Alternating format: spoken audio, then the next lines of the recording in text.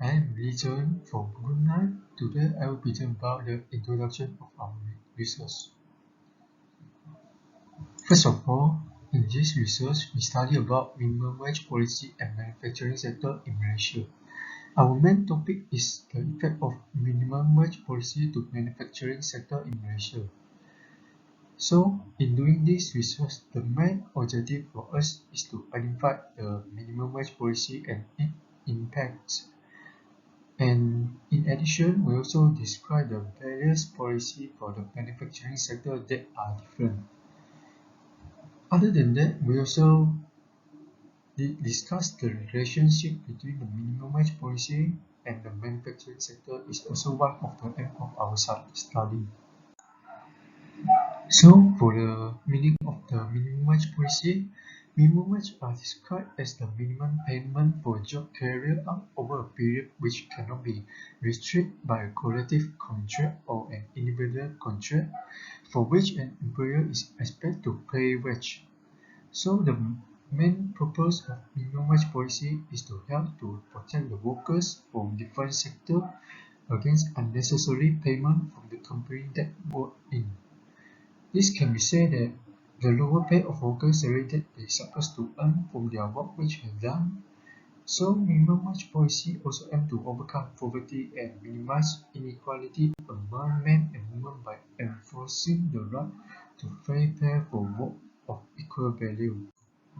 Next,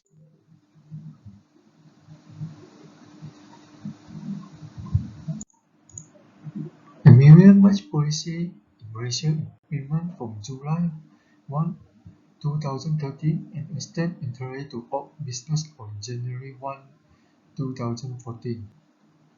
So, first of all, the state fixed minimum wage of 900 ringgit per month for the company located on Peninsular Malaysia, and for the company which located on Sabah, Sarawak and Labuan will obtain 800 ringgit per month.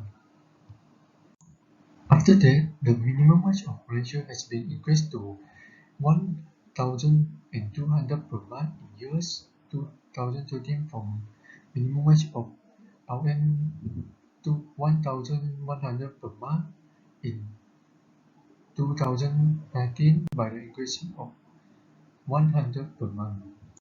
The inclusion of minimum wage policy has caused the employees from different manufacturing sectors take benefit on it, such as the quality of life increase from increasing of salary per month. Next, the manufacturing sector. The manufacturing sector of Malaysia has transformed from an agricultural economy to an industry one. As an example, Malaysia produces many types of products such as steel, rubber, and petroleum for export.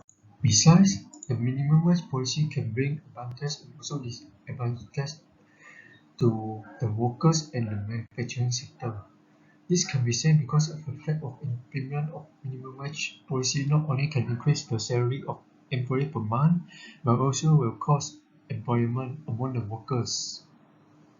So the employment rate will probably increase because of the increase of salary will cause the production cost increase in one of the company, and the company decided to decrease the production cost by reduce the worker.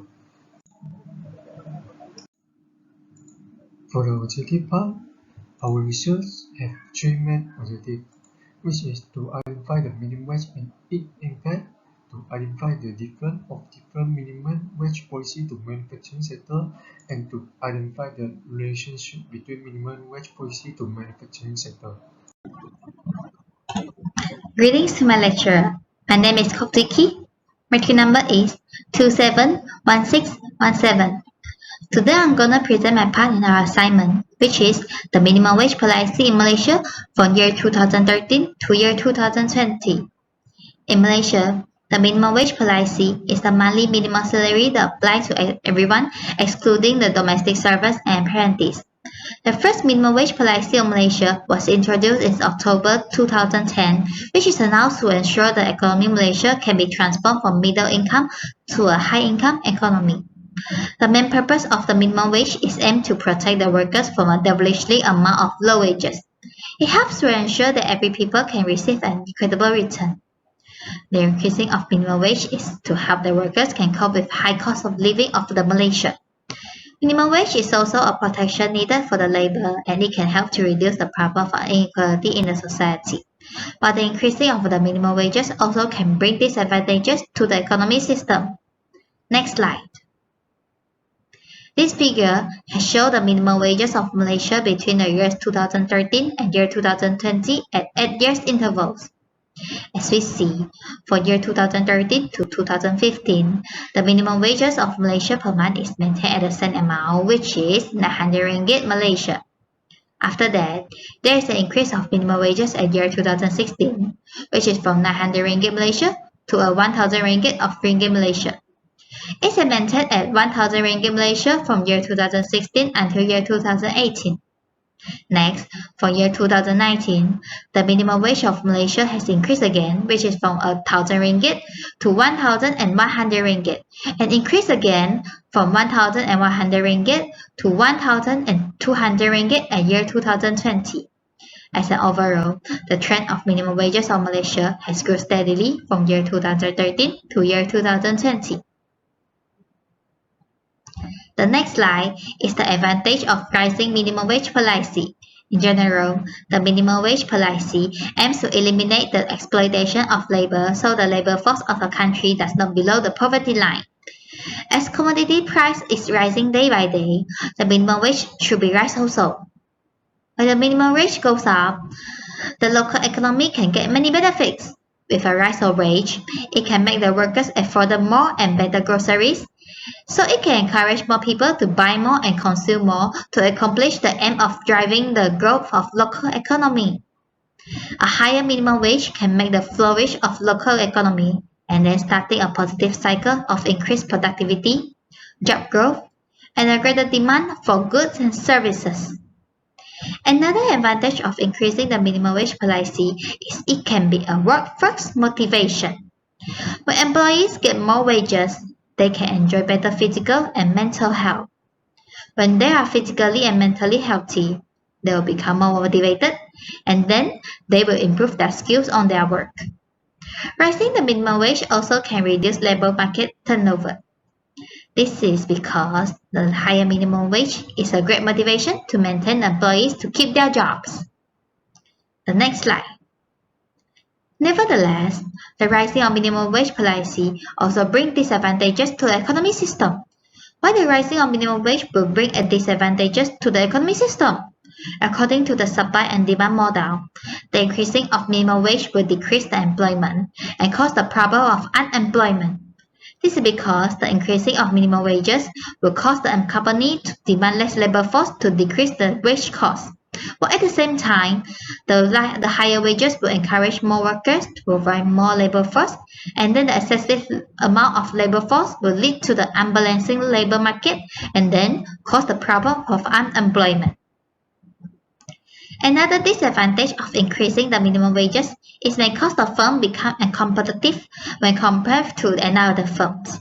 For example, a low minimum wage may attract the companies to produce their product in their places, which their labor is cheaper like China or Taiwan. While the firm with a higher cost will make it uncompetitive when compared with the firm in the countries with low wages. Lastly, the rising of minimum wage will cause the problem of cost-push inflation. Cost-push inflation will occur when the overall prices increase due to the increase of the cost wages and raw materials. When the minimum wage rises, the firm will face an increase in cost and it may pass on to the consumer directly. So this is my presentation. Right now, I'm going to pass the presentation to my partner. Thank you. Assalamualaikum. My name is NURUL ADLINA binti ENCHE ALIAS and my matric number is 279046. Okay, today I'm going to present about my part, which is employment rate of manufacturing sector. Okay, in 2013, the amount of employees in manufacturing sector has reached about 1.04 millions, and it was an increase from the previous year, which is increased about 1.3%. For 2014, the total employees engaged in manufacturing sector are about 2.09 million. 98% from total employment come from paid full-time employees. The other 2% are from paid part-time employees, working proprietors, active business partner, and unpaid family workers. Okay, for 2015, total employment has reached about 2.11 million, and for the next year, which is 2016, the total employment has recorded about 1.03 million. In 2017, the total employment has reached about 2.21 million, and for the next year, which is 2018, the total employees engaged in manufacturing sector are about 1.07 million. For 2019, the total employment in this sector has recorded about 2.55 million, and the last year, which is 2020, the total employment are about 2.28 million. Okay, next for the performance of manufacturing sector. In 2013, the manufacturing sector has recorded RM 49.7 billion sales value. In 2014, the highest contributor to the gross output from this sector are petroleum, chemical, rubber, and plastic subsector, which recorded RM 307 billion ringgit, and in 2015 it's recorded RM 1,142 billion ringgit. And in 2016, the manufacturing sector shares 53% of the GDP. Manufacturing sector also recorded RM 1,275 billion ringgit of the gross output, and in 2018, manufacturing sector reached RM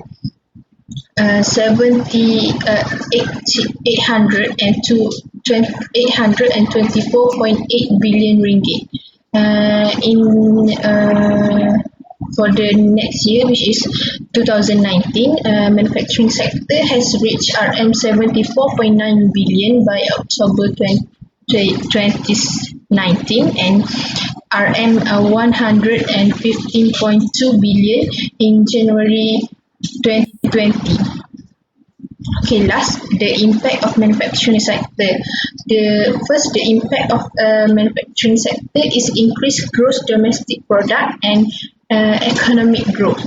Okay, Malaysia manufacturing sector is one of the major sector in Malaysia, and it plays an important role to increasing gross domestic product and economic growth. Malaysian Investment Development Authority (MIDA) has approved a total of 17 projects with investment of 0.9 billion. For the first 5 months of 2013. With this project, it can help Malaysia to keep growing and increase their gross domestic product. Okay, for the second is the positive rate of trade balance. For the positive rate of trade balance, Malaysia want to be a country that based on manufacturing sector. Malaysia has import less goods from abroad. Malaysia has export more goods and import less goods, which is can help Malaysia to get the positive rate of trade balance. Uh, this also can help to a good value of trading revenue exceed expenses. Okay, last, provide many jobs opportunities. Okay, for the job opportunities, Malaysia should nowadays there are many factories in our country. So these factories are being built to offer a variety of job to people. Even in the rural area also has a factory. So everyone can get their own job and have their own income. That's all from me. Thank you. Okay, I will continue with comparison of minimum wage and temporary rate of productivity in Malaysia. Okay, in Malaysia, productivity play a vital role as the most important driver of growth as stated within in 11 Malaysia plan. So, the target for high income economy will be achieved by 2030 against 3.7% growth in productivity level, amounting to 72,300 per capita. And Malaysia productivity level is still trailing some advanced economy such as United States, Australia, South Korea, Japan, and Singapore, although it is stabilizing in the last few years. So, from the earliest half of the 2000, productivity increase in Malaysia marked an average of 2.3% per year, fostering per capita income into the higher middle income country level. The restoration of property to higher benefit-added sectors such as electronics and electrical, uh, petrochemical, and increased industry inflow of foreign direct investment have in driven economic growth as a productivity organization. However, Malaysia is underachieving comparative to number of the most important regional partners as manufacturing productive gradually decreased since 2009. Okay, you can see here average of growth on real value added per employee per year. So it can rely on the method of the relation of the wages to Malaysian manufacturing industry was encouraged by the subsequent four reasons. First, to attaining high income country status, it will necessitate productivity improvement that can be achieved through coordinated structural reform. Such uh, areas where reform can greatly improve productivity include elevating the skill, training, and equality of education, accelerate innovation, widening the use of information technology, ensuring a smooth running competitive policy context, enlightening the workings of manufacturing marketplace, and the controlling background for minor and average sized companies, improving public sector productivity, and encourage regional combination. And the second one, the manufacturing industry continue a core sector for sustainable growth under 11 Nation Plan. It's designed for Malaysia to reach high income country status by 2020. Productivity should drive the growth requirement as opposed to the accumulation of capital and manufacturing inputs. Okay, the third one, raising productivity, however, remains an important challenge for the manufacturing sector in Malaysia.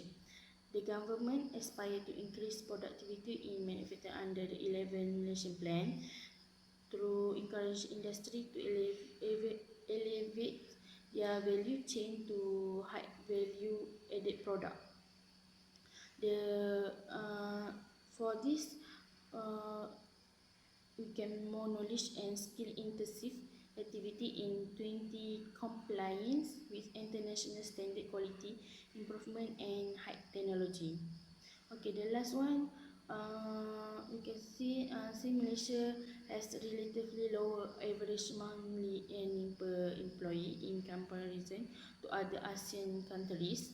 Revisiting the impact of real wages on manufacturing productivity is crucial and should be emphasized to ensure that the wage increase would be commensurate with the increase in productivity. This slide, there are three types that explain the productivity of employees from their wages. Okay, first, by Shapiro Stiglitz, we suggested that even employees are paid a better wage, they have more to fear from being dismissed. It's explained that they have a work with significant higher wage than others' job. They will have better motive to miss their boss to do their job. So the second one by Akerlof said that highlight that better wage are regarded by employees are rewards from employers, and the former will take back the prize by becoming more productive.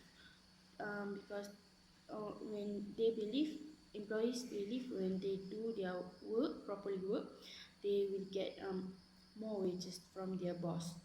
And the third one, by Akalaf and Yellen, said that if workers are given lower wages that what they consider to reasonable or fair, they will not show the same effect that they perceive a reasonable for fair wages.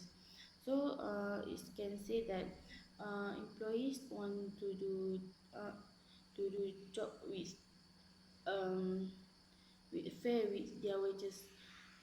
If they do their work more than they do their work more energy, but their wages is not fair amount, so they can not motivate them to do their work.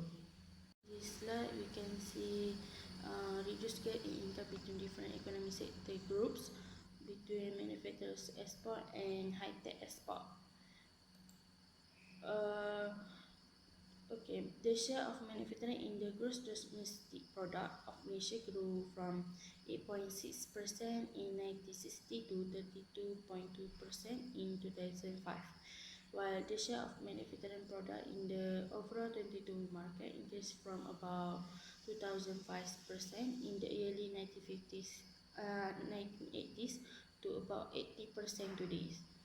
As of the late 1990s, despite being extremely such rich, Malaysia was recognized as one of the few countries that stumbled against the wave of industrialization that had shifted the expanded region since the 1980s.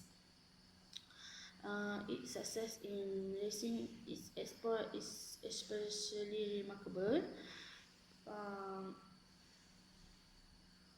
UNIDO reports that in 1976, Malaysia's manufacturing export structure was significantly less cultured than the level predicted by its per capita income, but needed to hit one of the most classified export structure among growing countries by 2003, far above the level predicted based on its income.